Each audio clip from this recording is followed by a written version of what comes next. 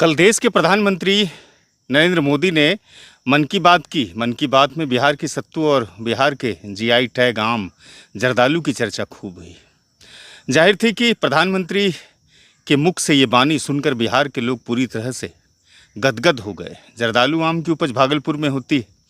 भागलपुर की पहचान सिल्क से भी होती है, जर्दालू से भी होती है। और जो महाभारत काल था, पौराणिक काल था, उस वक्त इसे अंग प्रदेश भी कहा जाता है, अंग भूमि भी कहा जाता है। कल ही जो प्रदेश के मुखिया हैं सम्राट चौधरी जी आए थे और आकर के यहाँ पर विक्रमशिला सेतु पर जो बन रहा था बेली ब्रिज, उनको देखे थे। बगल में समानांतर पुल बन रहे थे, उनको भी देखा था मुख्यमंत्री जी ने। और साथ में जो मरीन ड्राइव की परियोजना है इसकी, मैं उनको भी देखा था। ये बात आज मैं इसलिए कर रहा हूँ आपके सामने चूँकि मन की बात प्रधानमंत्री जी कई वर्षों से कर रहे हैं, और जब उनके मन में जो चीज़ें आती है, जो व्यवस्थित चीज़ें होती है, वो देशवासियों को संबोधित करते हैं।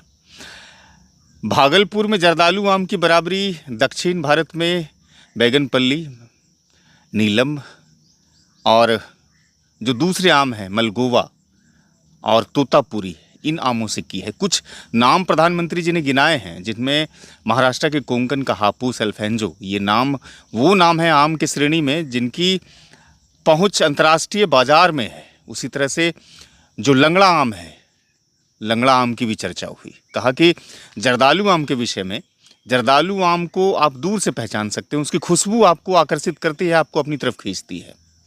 लंगड़ा आम की ये पहचान है कि वो पकने के बाद भी हरा ही रह जाता है। हम आम के बागीचे में हैं और आज मेरा भी मन हुआ कि आपसे बातचीत किया जाए, चूँकि आज आम का सीज़न है। ये सीज़न पूरी तरह से आम पर आधारित ही है। और ये गोराडीह प्रखंड का जो इलाका है, वहीं पर हम स्थित हैं। बागीचा है, आम का पेड़ है यहाँ पर। बम्बई, जर्दालू, मालदा, गुलाबखास, हिमसागर, तमाम चीज़ें यहाँ पर इस बागीचे में उपलब्ध है। प्रधानमंत्री जी ने जो बातें कही उसकी चर्चा अखबारों ने भी की, उसकी चर्चा सोशल मीडिया पर भी हो रही है, उसकी चर्चा टीवी चैनल पर भी हो रही है। लेकिन जर्दालू आम की उपज में कुछ समस्याएं भी है।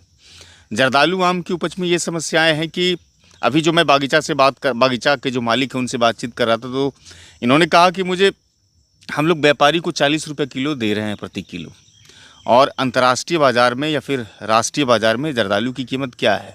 जर्दालू का एक बहुत बड़ा खेप जो है वो विदेशों तक पहुंचता है, गल्फ तक पहुंचता है, यूरोप तक पहुंचता है, और कुछ लोग तो कहते हैं कि ऑस्ट्रेलिया भी पहुंचता है।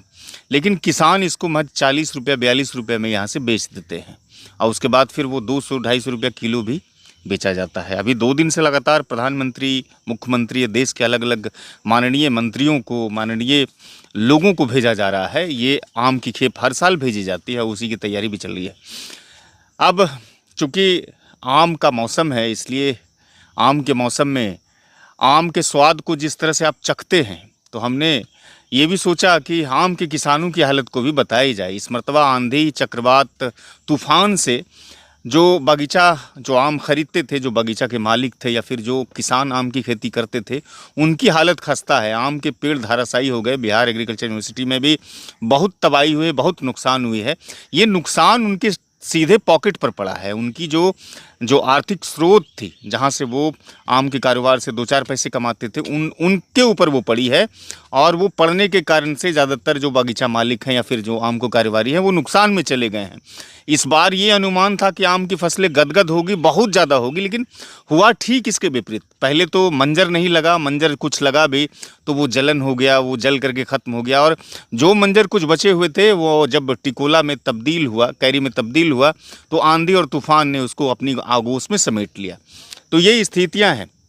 प्रधानमंत्री जी को थोड़ा इन पर भी चर्चा करना चाहिए कि आम की खेती पूरे बिहार में लगभग 2 लाख हेक्टेयर में होती है और कई लाख मीट्रिक टन उत्पादन होता है। मैं देख रहा था कि भागलपुर में लगभग 3000 एकड़ में जो है वो जर्दालू आम की खेती हो रही है इस बार, और अनुमानित उत्पादन का लक्ष्य जो रखा गया है 30,000 मीट्रिक टन रखा गया है। तो ये तमाम चीज़ें जो है वो आम की समस्याओं से घिरा हुआ एक विषय है।